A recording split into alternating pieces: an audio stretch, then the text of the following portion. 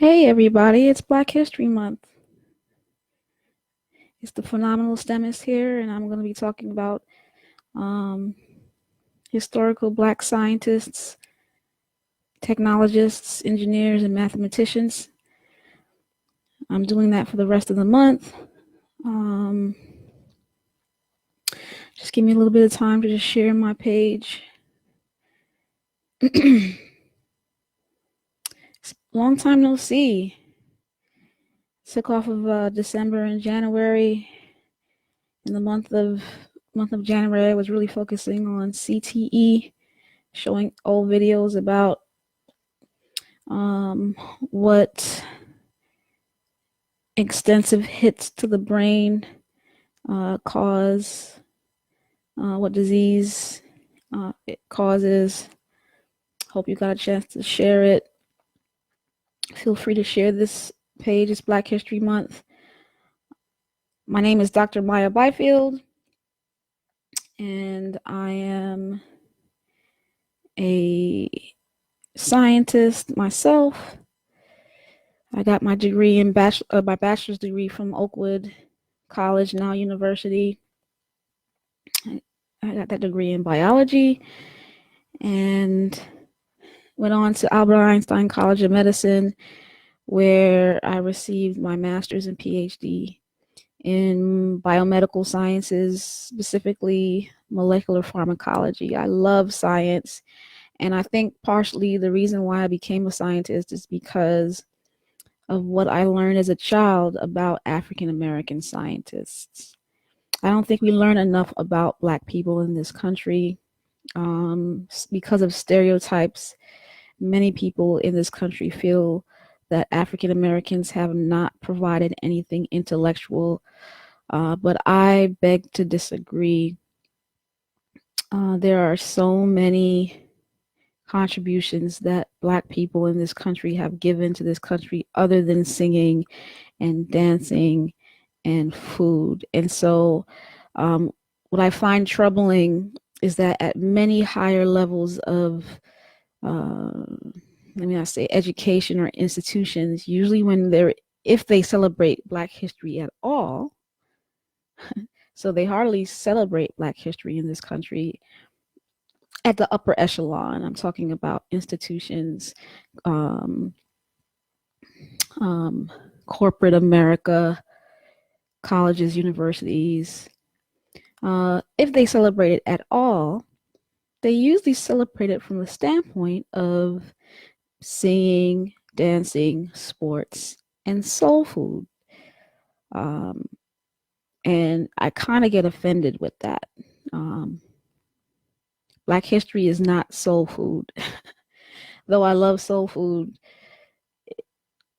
Black history is more than just civil rights, music, and soul food. There are African American scientists that we should learn about, and I hope this can permeate through society, that we have Black people from all walks of society contributing to the intelligence of America.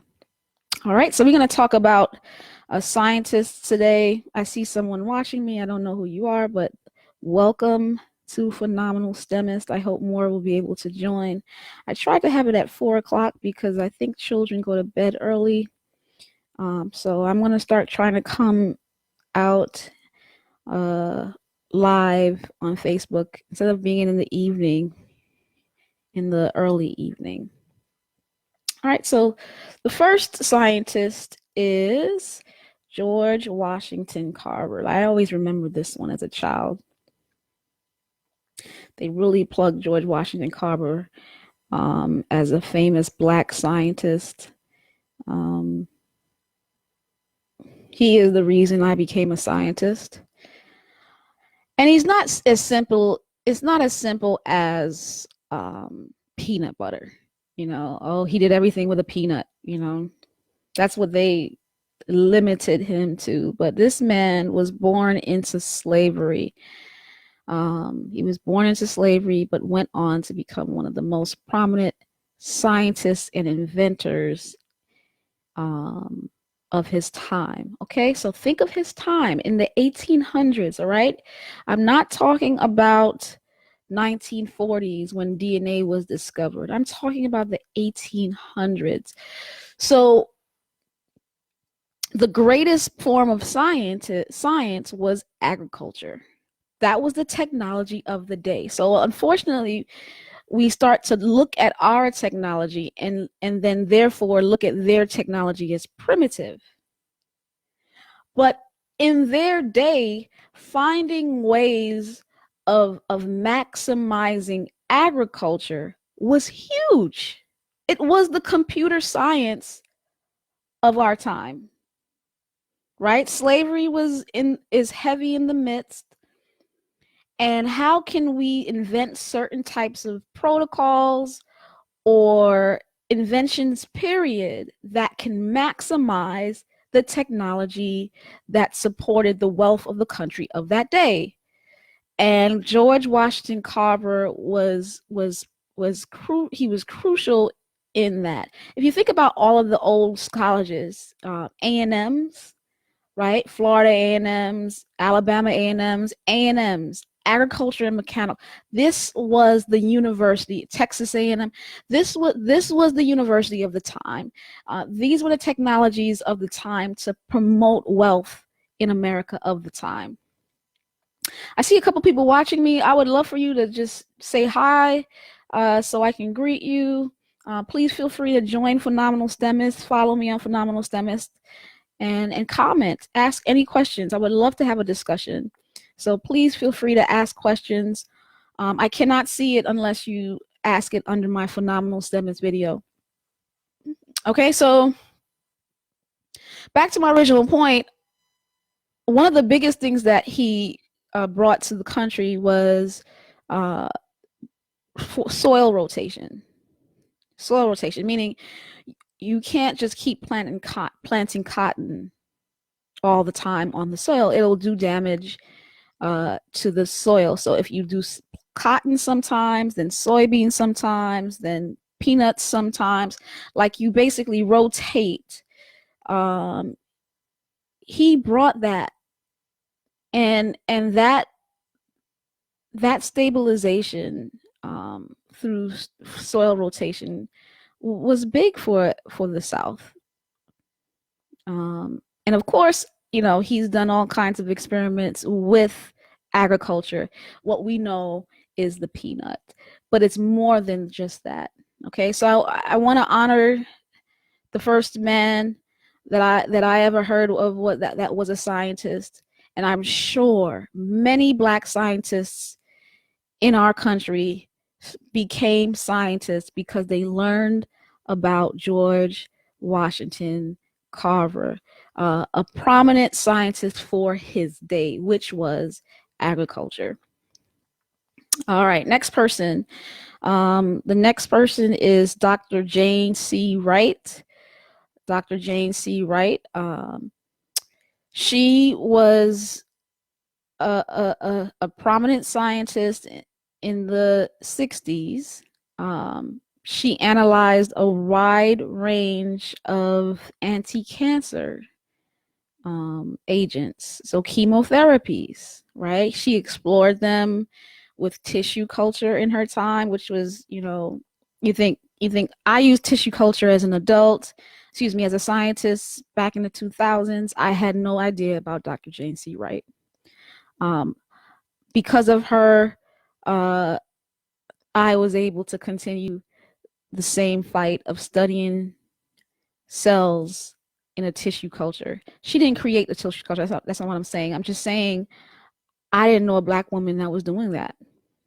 I mean, there was barely Black women doing it in my day, much less in the 60s. So she developed new techniques, and she found new developments for administering chemotherapies.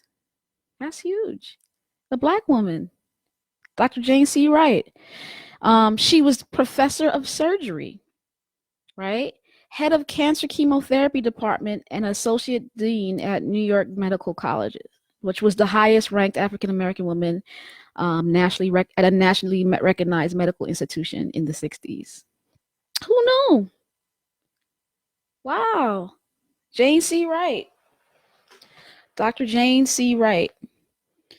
Um, a physician, black physician, uh, in her time.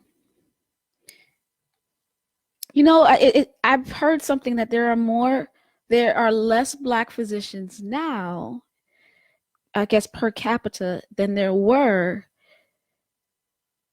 in the past before the civil rights movement. That's kind of disturbing.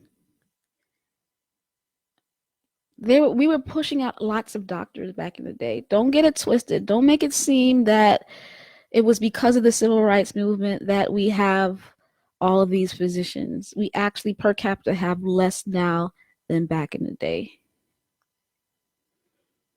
I'm wondering what has happened that has caused such a decrease in black physicians. But I hope that we can create more black physicians. I was at church yesterday, and a sermon said that there are only 6% of physicians are people of color. I'm not even talking about black, just people of color in general. And we have people going to the doctor, and they're not seeing people that look like them. And it's well known that we are not getting the same care. We are not getting the same pain treatment. It's seen. African Americans will have less. What did I say? They have less likelihood of getting dealt with their pain dealt with as compared to their white counterparts. Like, people feel that we can handle pain greater than others, and so they'll watch us go through things. The morbidity of women in childbirth, women, black women, no matter what their expense, whether it be they are rich or poor, they are dying at crazy rates in childbirth compared to their white counterparts. Um, Man, we need more black physicians, and it's so good to see that there were many early in the days, and we have to have more of them now. All right, next one. This is where I learned about Percy Julian in my graduate school years. I did not know about Percy Julian. Unfortunately, I only knew about a few inventors when I was a child. I did not know many scientists. George Washington Carver was the only scientist I knew all throughout my childhood. But when I went to graduate school, we had a association called PJA, and it was basically the African American Student Association at my graduate school of Albert Einstein College of Medicine. And I was like, what does PJA stand for? It stands for Percy Julian. So I found out that Percy L. Julian was an African American biochemist. He was a chemist, and he was a pioneer in synthesis of many medicinal drugs like cortisone, steroids, right? Birth control pills. PJ. We call it PJ, or Percy Julian. Yeah. He traveled for several years teaching at many black colleges before he got his PhD from the University of Vienna. He did not get his PhD in America. This is the 1930s.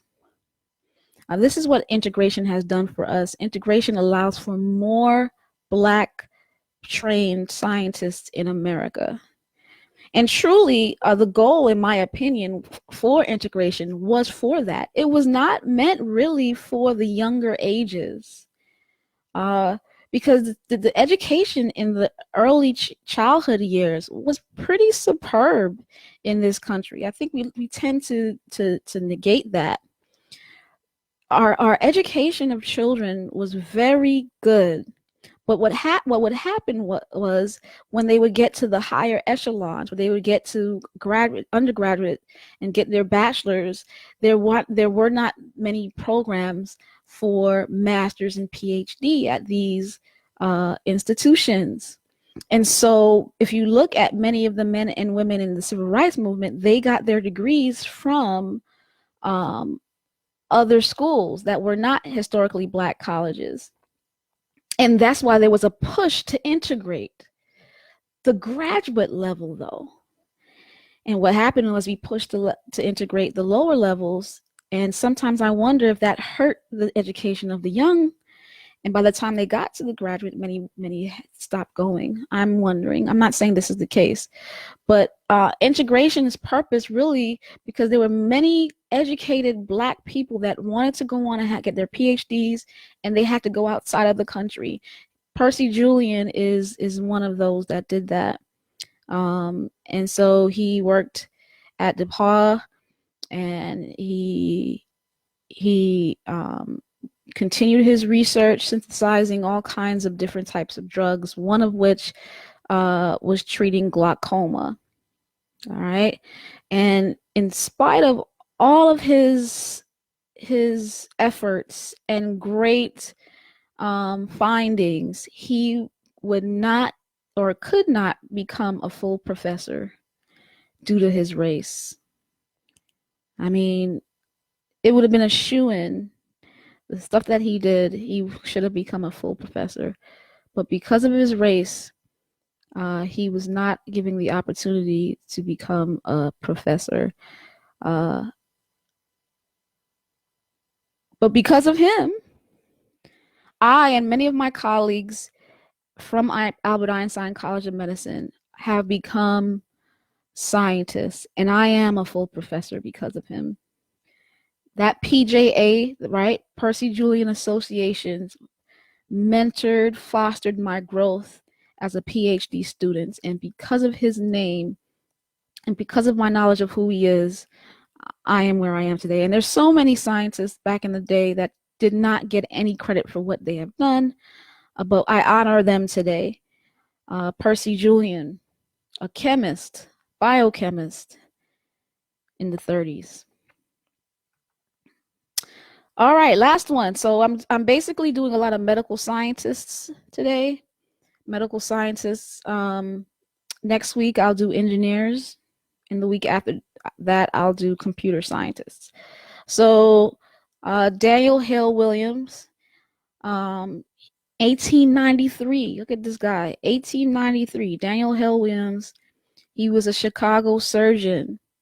Performed the first successful open heart surgery. Now, he didn't really do a really invasive or work actually in the heart. We know other professionals help to get more accolades of actually working in the heart.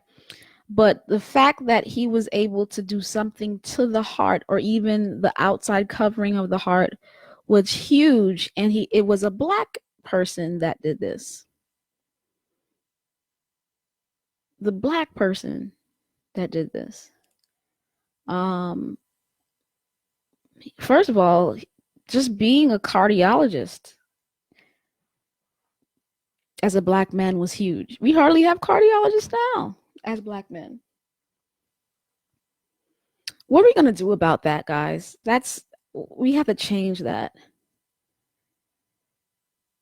So he was one of the few Black cardiologists at the time, and he basically operated on James Cornish, which was a man that had severe stab wound to his chest, and he needed transfusion. And so, well, actually, this is 1890, so they didn't have transfusion, but he was able to suture his pericardium. So he literally, there was a slash in the outer covering of the heart, and basically without the benefits of blood transfusion and modern day surgical procedure, this man was able to suture up the pericardium, the covering of the heart. So while he did not really do the movement of the arteries or vessels or dissect the heart as yet, he still was able to